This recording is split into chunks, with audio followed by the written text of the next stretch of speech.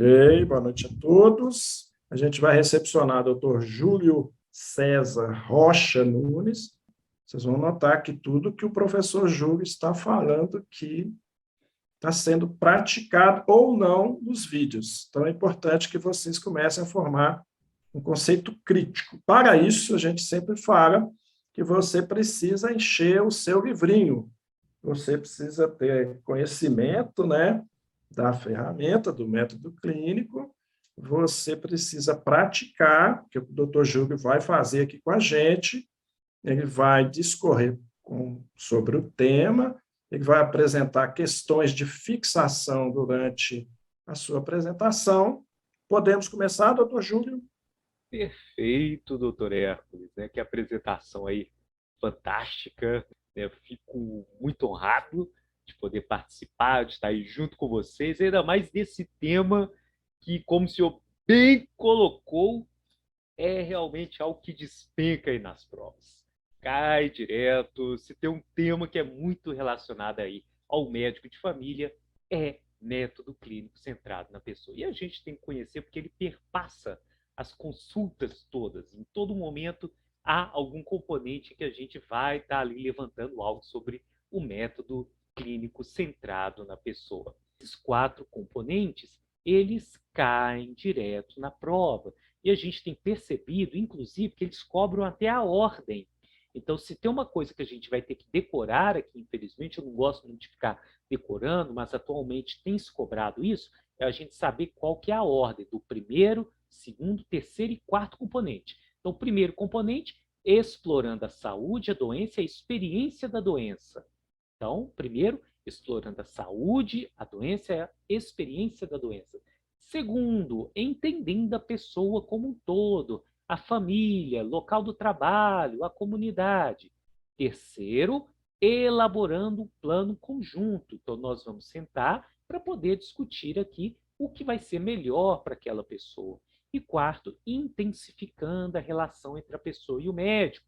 Eu conhecer os meus limites, eu ser empático, para a gente poder aumentar aí as nossas relações, tá certo? Então, primeiro, explorando a saúde, a doença e a experiência, entendendo a pessoa como um todo é o segundo, o terceiro é elaborando o plano conjunto e, por fim, intensificando a relação entre a pessoa e o médico. Vamos rapidinho falar de cada um deles. Então, o primeiro componente, explorando a saúde, a doença e a experiência. Eu preciso saber quais são os medos dessa pessoa, o que ela acha que está acontecendo com ela, o que mudou na vida dela com a doença e o que ela espera da gente. Sabe aqueles pacientes que chegam e descarregam aquele tanto de coisa?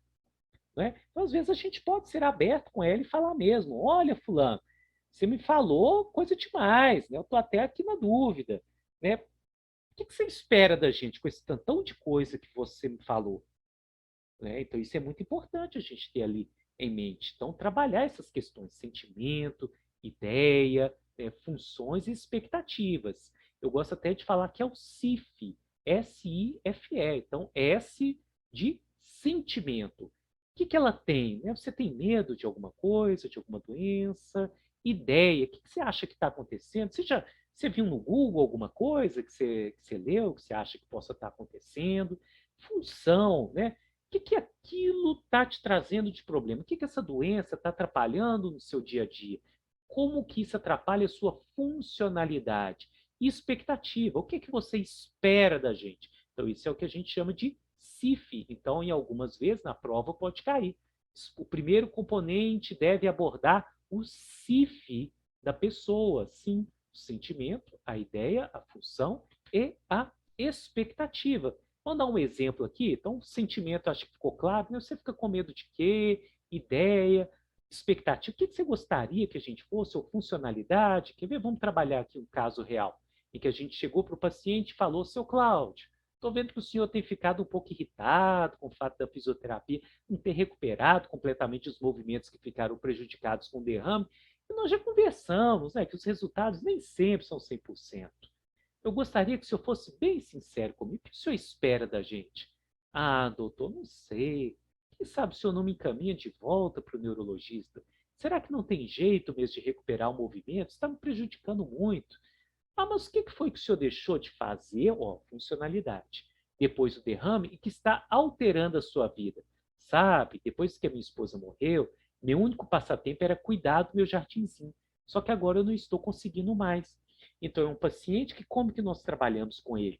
Nós encaminhamos para a TO, a TO fez então um ajuste para os aparelhos de jardinagem e ele voltou a fazer a jardinagem. Olha só que bacana. Então, através disso, então não era necessariamente o neurologista. Então, quando a gente entendeu, a gente conseguiu dar a melhor resposta aí para essa pessoa, tá certo? E na prova, como é que isso cai? Então vamos lá. Mulher, 31 anos, deu entrada ao hospital com quadro suspeito de apendicite aguda. Durante a cirurgia, o médico descobre que o quadro era decorrente de um divertículo de Meckel, o que exigia uma ressecção parcial do intestino. Ela teria que ficar internada por pelo menos 10 dias e sua recuperação levaria de 4 a 6 semanas. A paciente evoluiu com insônia e irritabilidade, recuperando-se mais lentamente que o esperado. No relato acima, de acordo com o método clínico centrado na pessoa, o médico deve, então vamos pensar aqui um pouquinho, Vamos deixar encaminhá-la para do atendimento. Júlio. Sim, Vamos deixar um diga, tempinho doutor para Hélio. eles responderem.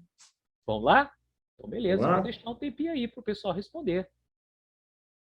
Então, A, encaminhá-la para atendimento com a psicóloga. B, incorporar prevenção e promoção de saúde. C, explorar a doença e a experiência da doença. Ou D, dar alta hospitalar para acelerar a sua recuperação.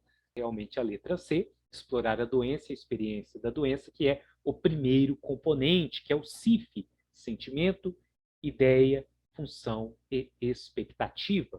Vamos agora para o segundo componente, que é entendendo a pessoa como um todo. Então, eu preciso saber ali da vida pregressa dela, de onde ela trabalha, qual que é o ambiente, onde que ela está inserido, como é que é a família, o ciclo de vida, comunidade, emprego, tem ou não tem suporte social. Então, muitas vezes eu vou precisar usar de outros elementos ali da abordagem até familiar, então eu vou usar genograma, vou usar ecomapa, tudo, para que eu consiga entender em que momento que essa pessoa insere ali, que ciclo de vida que ela está passando. Então, é uma pessoa que está naquele ciclo de vida, que a gente vai discutir depois, que ela está lançando os filhos. Então, ela está com uma doença, ela está com os pais ali com uma doença mais terminal, os filhos já saíram de casa, casaram, ela está sozinha, ela não está mais se dando bem com o marido. Então, isso tudo é muito importante para a gente entender, porque todo dia essa senhora está lá no centro de saúde consultando com a gente. Então, eu preciso entender a pessoa como um todo. Então, esse é o segundo componente, perfeito? Já o terceiro componente, também chamado de terreno comum, é aquele em que a gente elabora um plano em conjunto. Eu preciso compreender quais são as questões pessoais dessa pessoa. Então, por exemplo, passar uma medicação injetável para alguém que desmaia quando vê agulha, ou não é uma boa, ou que tem alergia, ou que não tem questões financeiras para poder comprar. Então, isso tudo tem que ser levado em consideração. Nós vamos ter que sentar e descobrir. Então, o terceiro componente é exatamente isso, né? O terreno comum, o elaborar o plano conjunto. Então, esse é o terceiro componente que cai na prova. Vamos lá. Considerando-se o método clínico centrado na pessoa, vem se consolidando como modelo prático de abordagem na consulta em medicina de família e comunidade. Julgue o item seguinte relativo a esse método. O método clínico centrado na pessoa destaca a importância da elaboração de um projeto comum ao médico e à pessoa para tratar os problemas, requerendo de ambos concordância sobre a natureza dos problemas, os objetivos do tratamento e a definição de papéis de cada um deles. Então, leiam com atenção, tá certo? Isto é certo ou é errado, né? Então, a importância de a pessoa concordar com a natureza dos problemas, os objetivos do tratamento e a definição de papéis de cada um deles, né? Assustando muita gente aqui, né? Ela está curiosamente errada. Errada, Júlio? Como assim? Vamos lá, vamos discutir. Então, o método destaca a importância da elaboração de um projeto comum. Tá certo? Tá certo. Um projeto em comum. Nós dois sentamos e concordamos com aquilo ali, com aquele projeto. Tanto para o médico quanto para a pessoa, para tratar os problemas. Ok. requerendo de ambos, vamos lá, concordância sobre a natureza dos problemas. Percebo que é algo levemente diferente, por isso isso traz muita confusão. Então, uma coisa é eu fazer um projeto em comum, outra coisa é eu concordar sobre a natureza dos problemas, tá certo? Então, uma coisa é eu falar para a pessoa que aquele mal, aquela tosse que ela tem é por conta do cigarro. Ela pode falar assim, não, eu não acho que é por conta do cigarro. Meu irmão, ele fuma também, a gente tem mais ou menos a mesma idade, ele não tem problema de pulmão. Então, acho que na minha família a gente não tem, tá certo? Então, de repente, não vai se concordar com a natureza, entende? Então, o paciente pode achar que a natureza do problema é um e o outro que é outra coisa, mas a gente precisa fazer um projeto em comum aqui, tá certo? Aí esse projeto vai ser, nós vamos diminuir o cigarro, olha, então, mas uma coisa é sabida, que isso daqui vai piorar a situação. Você já percebeu que quando você para ou diminui, até de fato é, mas eu não acho que é o cigarro que está causando problema, não. De fato, quando eu diminuo, pá, mas não é. Tem paciente que você fala assim, meu Deus, a pessoa não vê. Mas concordar sobre a natureza, tá certo? Então aí estaria o problema. Que é o quarto componente, que é intensificando a relação entre a pessoa e o médico.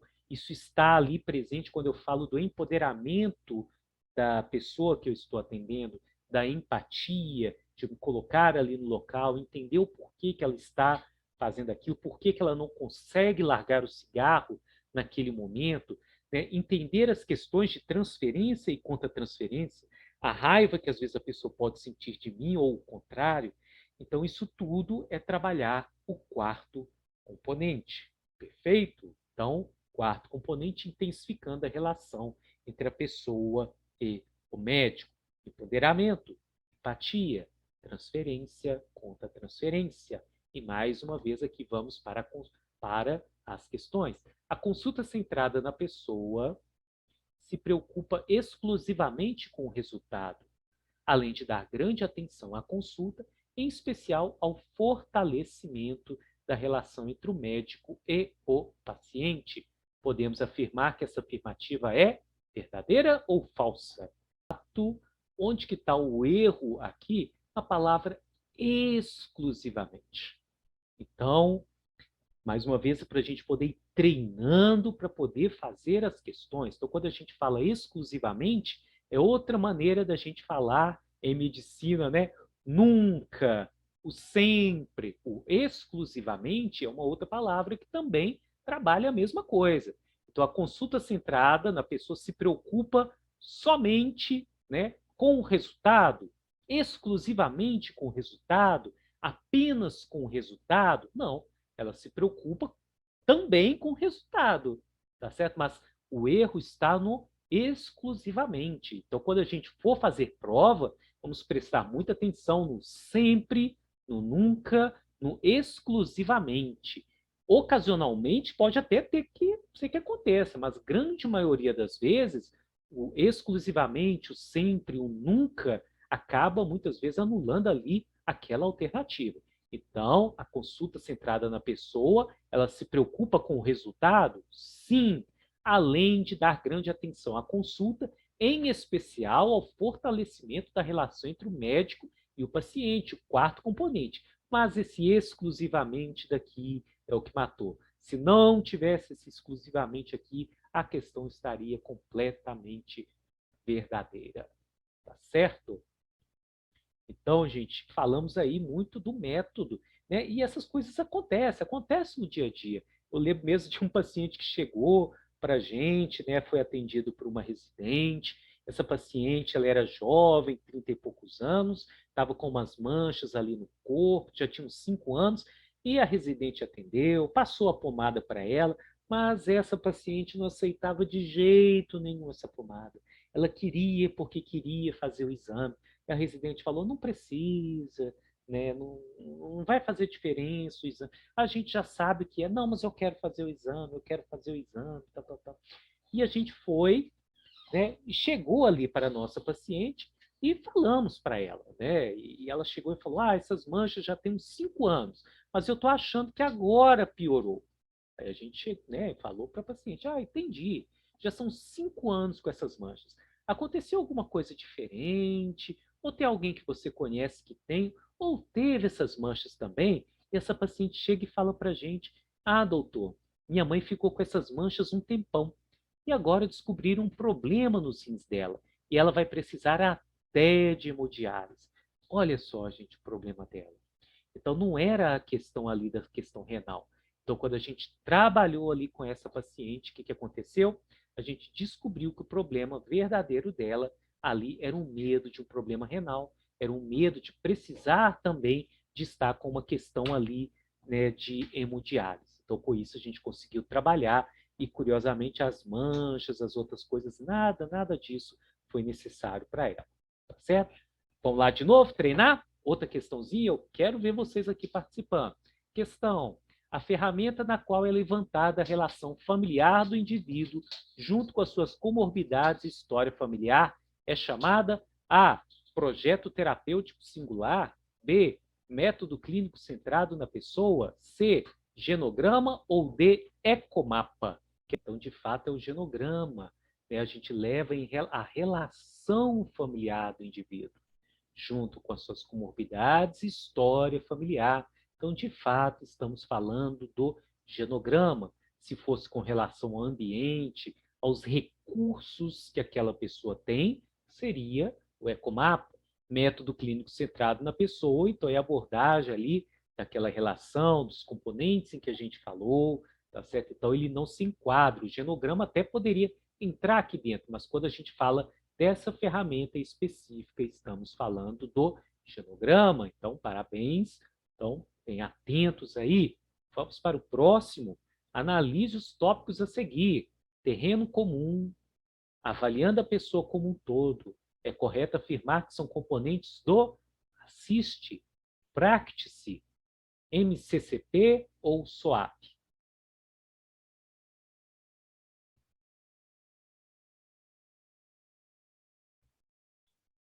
Podemos, doutor Júlio? Perfeito. Então vamos ver aqui. O assiste, ele é uma ferramenta que ele avalia, no caso, a questão de drogas. Então ele está fora. O practice, ele é uma ferramenta que aborda a questão familiar, está dentro da abordagem familiar. Então vamos ter uma aula sobre isso. MCCP é o quê? Método clínico centrado na pessoa. Temos terreno comum? Temos terreno comum. Temos avaliando a pessoa como um todo? Sim. Então, estamos falando do terceiro componente, terreno comum, e o segundo componente, avaliando a pessoa como um todo. Perfeito.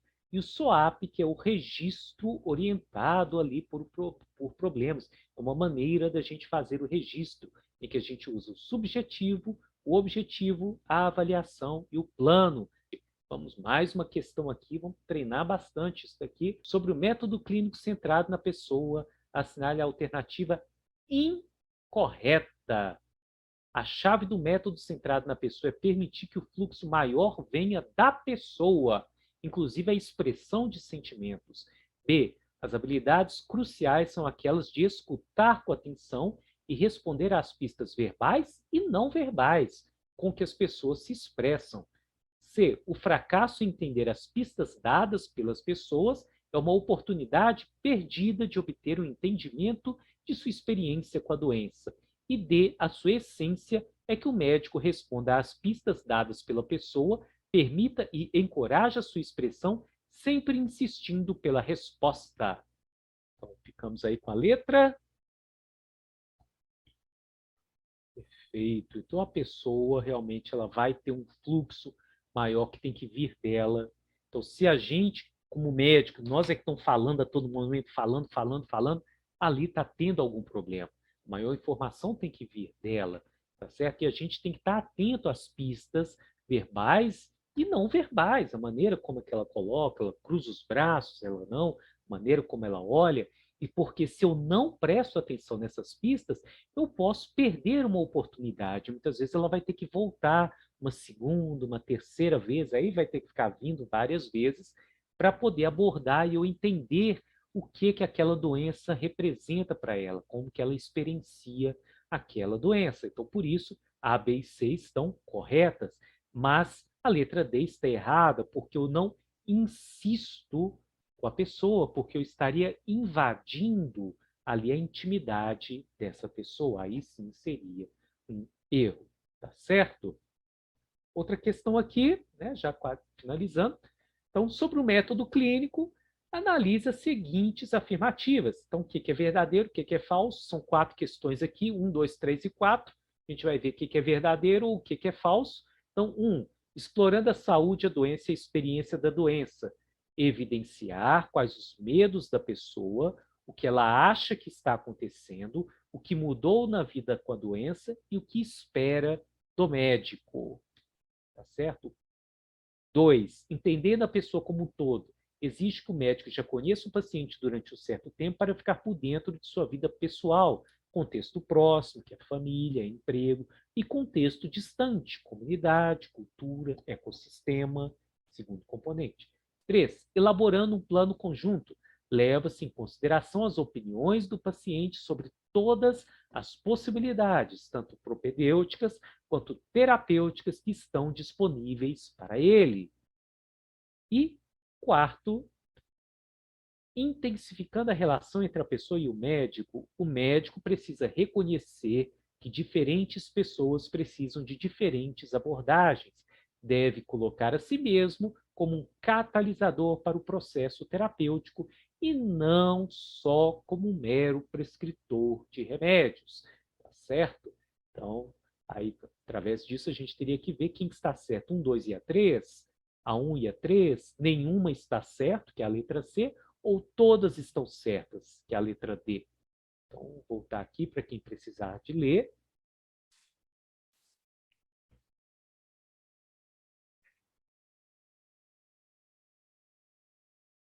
Podemos, doutor?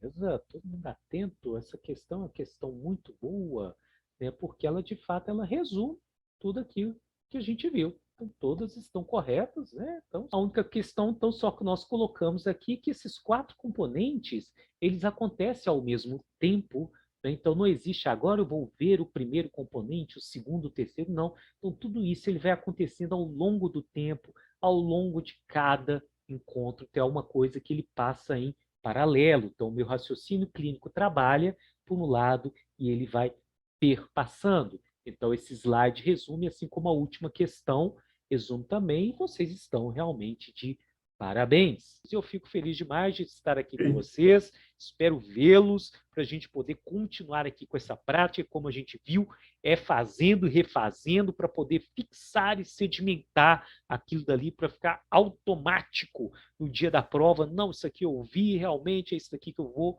marcar, porque eu lembro isso aqui, eu vi várias vezes. Não é isso, doutor Hércules?